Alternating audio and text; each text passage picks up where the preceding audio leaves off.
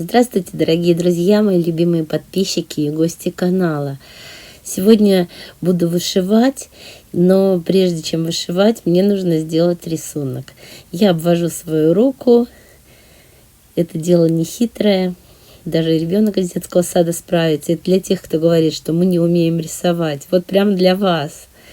Вышивать я сегодня буду нитками, вот такими вот, для вышивания, но это для машинного вышивания. Они очень тоненькие, в составе там 100% вискоза.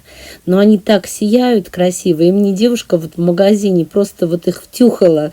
Они на распродаже по 25 рублей моток. И я их взяла и сразу же решила ими вышивать. Не удержалась, каюсь.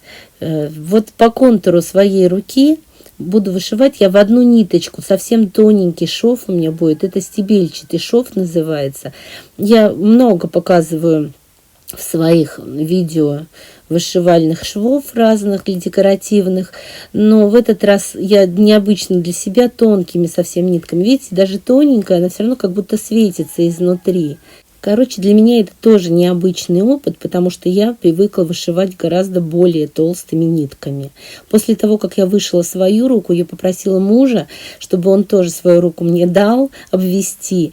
И теперь буду также вышивать его руку. Свою я вышивала нежно-розовыми, а для него вот такой вот цвет выбрала, такой золотистый. Ну и точно так же в одну нитку стебельчатым швом вышиваю теперь его контур его руки. Уже можно взять в рамочку, поставить и повесить на стенку. Уже будет что-то интересное. Но я хочу свою руку раскрасить. И вы знаете, есть такие рисунки хной, мехенди или менди, их еще называют по-разному. Но я привыкла к слову мехенди. И я хочу нитками вышить вот что-то типа мехенди на руке. Ну, как бы просится рука, украшения какие-то, рисунки. И я решила пофантазировать. На самом деле почти все, что я сейчас рисую, я потом стерла и вообще совершенно другой рисунок сделала. Но как вариант, может быть, вам понравится вот такой дизайн. Я дальше беру розовые нитки в 2 нитки уже, чтобы рисунок получился потолще, хотя бы чуть-чуть, потому что все-таки я привыкла, чтобы более толстенькие были. Мне показалось, что так будет лучше.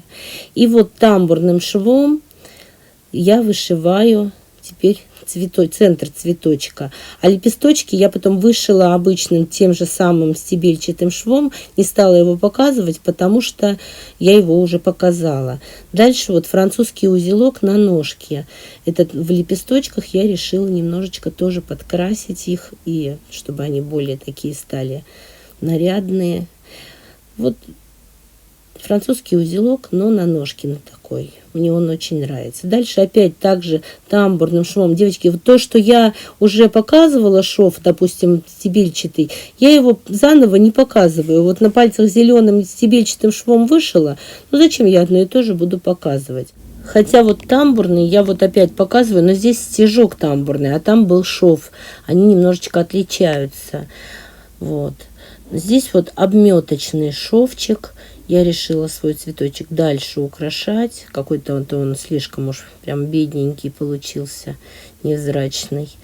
Но мне кажется, в результате, вот потом посмотрите по результатам всей вышивки, этот цветок у меня самый невзрачный из всей остальной вышивки, мне кажется, получился. Но я уже не стала ничего переделывать, доделывать. Все равно он симпатичный, а от добра не ищут. Поэтому я решила уже, что ну как есть, так есть. Ну вот опять тамбурные стежочки. И по-другому называется петля с закрепом этот стежок. Потому что делаем петельку, вот так вот обводим ниточку. И потом эту нитку закрепляем рядышком с петелькой. И получается петля с закрепом. Здесь опять я делаю тамбурный шов. Но я хотела сказать, вот эти вот дуги я делаю, которые от цветочка отделяют остальное пространство. Очень важно вот в мехенди вот такими дугами как раз вот и отделяют. И дальше сверху можно уже любой другой рисунок рисовать, и оно как бы будет все равно все вместе соединено. Вроде бы разъединено, но соединено единым как бы рисунком. Надеюсь, я понятно высказалась. Дальше я по этим дугам как раз вот и буду рисовать новый рисунок. Вот такой вот новый цветочек, лепесточки, и оно будет смотреться все органично. Следующим этапом, после того, как я сделала вышивку, там наверху вот видно, да, вот эти цветочки, я решила вышить браслет. Здесь я взяла уже более толстые, привычные мне нитки. Это ирис, чтобы более объемно выглядело. Ну и вообще, я часто ношу браслеты, просто в видео это не показываю. А вообще я люблю кольца, браслеты. Ну, стараюсь просто снимать перед съемкой видео, чтобы, не обсуждали лишний раз. Вот видите, этот шов называется полистрина. Узелковый шов. У меня есть отдельное видео, прям где я очень подробно показываю этот шов на более толстых нитках и разновидности этого шва, и в изделии, как он выглядит в разных изделиях. Я ссылку на видео с этим швом оставлю в описании к этому видео. Дальше я решила стразы приклеить. У меня вот такие вот они на клеевой основе. Нужно только прогладить утюгом.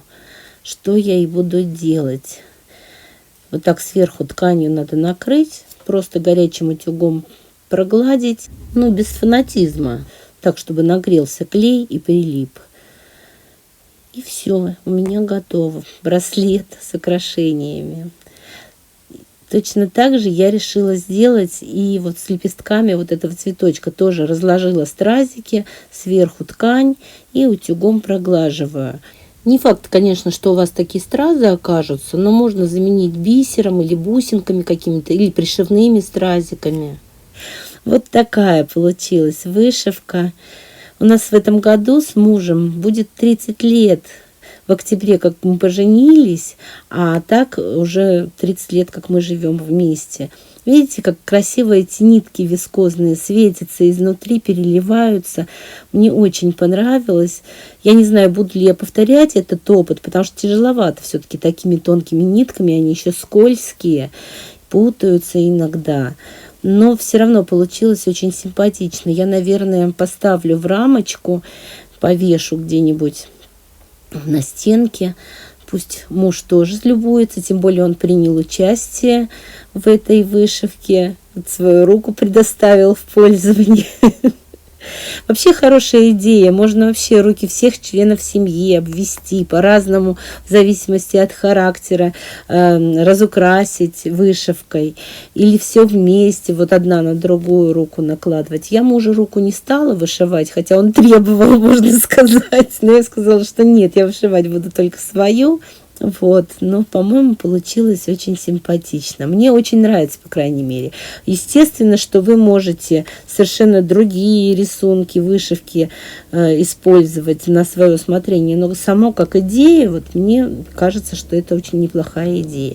Если вам понравилось это видео, ставьте лайк, пишите комментарии. Конечно же, подписывайтесь на мой канал, если не подписаны. И большое спасибо всем, кто досмотрел до конца.